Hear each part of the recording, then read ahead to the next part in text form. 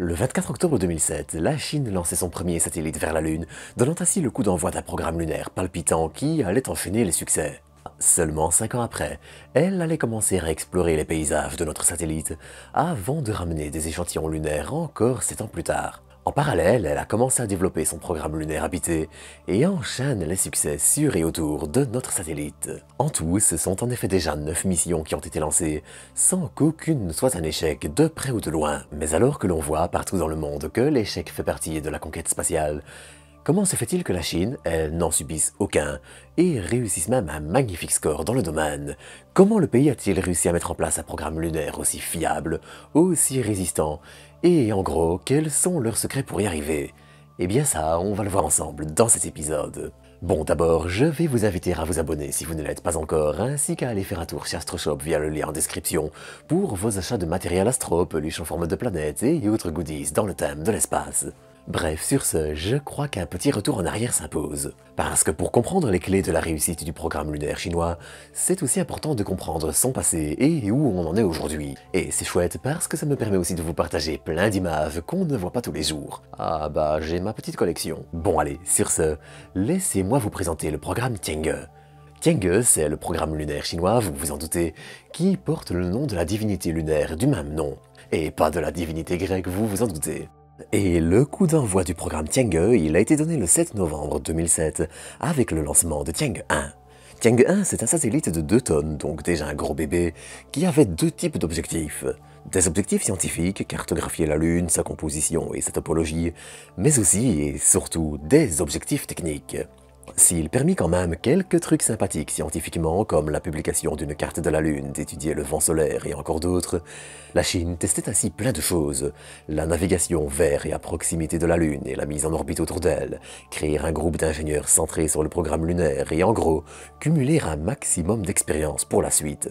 Tiange 1 prendra finalement fin le 1er mars 2009 en s'écrasant volontairement sur la Lune dans une zone précise, permettant déjà de récolter quelques données pour tenter de s'y poser à l'avenir. Le 1er octobre 2010, Tiange 2 allait ensuite faire un peu de même, mais cette fois sans s'écraser sur la Lune. Après l'avoir étudié pendant 2 ans, la sonde est en effet partie survoler l'astéroïde Toutatis, qu'elle a croisé en décembre 2012. Finalement, en 2014, le contact a été perdu avec Tiange 2. L'orbite de la sonde l'a fait s'éloigner de la Terre, et le signal est juste trop faible pour pouvoir le capter. Mais le hasard de son orbite devrait la faire repasser près de la Terre en 2027, l'occasion de savoir si elle est toujours en état de marche. Et là, avec Tiange 1 et 2, on voit apparaître quelque chose qui a ensuite été systématique dans le programme lunaire chinois. Toujours par 2 leçons de vent, mais ça, j'en reparle après.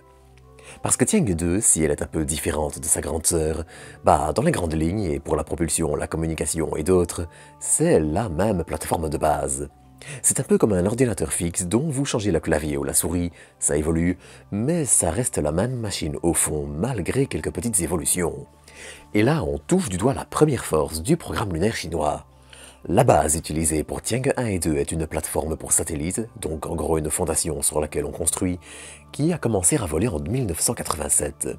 En gros, on est sur quelque chose de déjà éprouvé et la Chine prend un risque minimal avec ses missions et évolue par paliers.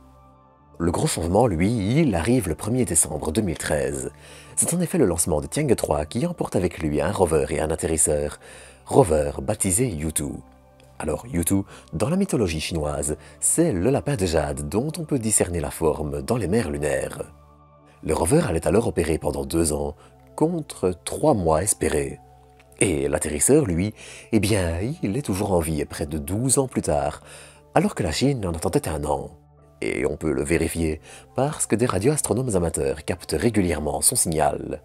Tiange 4 allait ensuite faire de même avec Yutu 2 en 2018, et les 2 appareils marchent encore aujourd'hui. Mais dès 2014, la Chine allait aussi poser les bases de quelque chose de bien plus grand, en lançant Tiange 5 T1. Une mission de test qui devait emmener une capsule en orbite lunaire et la faire revenir sur Terre, pour poser les bases d'un retour d'échantillon. Retour d'échantillon qui a ensuite été une réussite totale fin 2020 à travers la mission Tiange 5. En parallèle, l'orbiteur de Tiange 5 T1, la partie satellite qui ne rentrait pas dans l'atmosphère et qui permettait de manœuvrer la capsule, allait servir pour une batterie de test avant de rentrer dans l'atmosphère en 2024. Sans surprise, la mission suivante, Tiange 6, une copie de Tiange 5, allait aussi être un succès total. Et là aussi, elle était identique, à la différence près qu'elle emportait un petit rover qui allait permettre d'avoir des images de l'atterrisseur posé sur la Lune.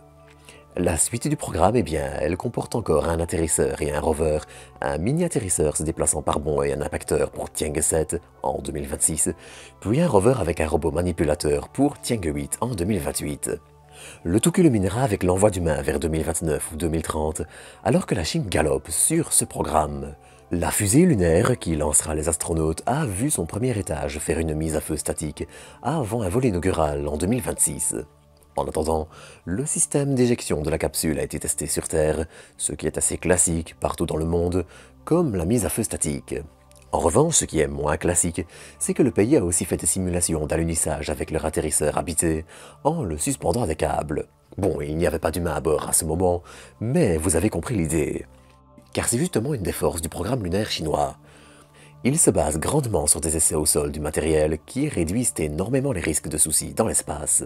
C'est d'ailleurs un peu pour ça qu'on voit beaucoup d'atterrisseurs commerciaux ou institutionnels issus d'autres pays se rater. Ça coûte parfois moins cher de s'écraser et tester en conditions réelles et en renvoyer un second que de construire des installations de test au sol, des articles de test et perdre du temps. Mais la Chine tient à son image, et pour le coup, perdre de l'argent pour sauver l'image est le choix du pays. En plus de ça, une autre force, c'est que le programme lunaire est très cohérent et très centralisé.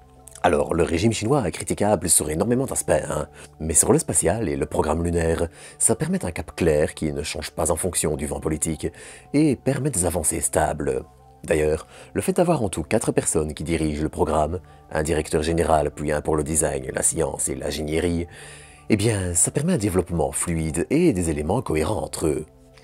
Et attention, cet aspect de la politique chinoise ne s'applique d'ailleurs pas qu'au programme lunaire. L'exploration du système solaire, qui inclut les rovers martiens Tianwen-1 et la sonde de retour d'échantillons de l'astéroïde fraîchement lancé Tianwen-2, sont exactement dans la même situation. Et c'est pareil pour le programme BT, la station spatiale chinoise, les satellites, et un peu tout leur domaine dans l'ensemble, sauf bien sûr le New Space privé qui émerge là aussi, et est lui un cas à part. On voit donc des avancées prudentes, énormément de tests au sol et des dépenses énormes dans du prototypage, et des équipes qualifiées qui permettent un sans faute assez impressionnant. Pour résumer, les clés du programme lunaire et spatial chinois s'articulent surtout autour de la philosophie qu'il y a derrière. La Chine veut à tout prix protéger son image en ne devant pas avouer un échec sur la Lune par exemple, et préfère parfois perdre de l'argent que de faire un coup dans l'eau. C'est profondément ancré dans la politique et la philosophie du pays, mais c'est aussi possible grâce à une approche fort centrée sur le fait de tester et découvrir des soucis avant le vol, au sol, en plus évidemment d'équipes qui sont plus que compétentes. Dans tous les cas, le restant du programme s'annonce palpitant à suivre, et soyez certains que je le ferai avec vous sur cette chaîne. En attendant, eh bien, j'espère que cet épisode vous aura plu. Si c'est le cas, vous pouvez le liker, commenter et partager. Et quant à moi, eh bien, je vous dis à dans quelques jours pour une nouvelle dose d'espace.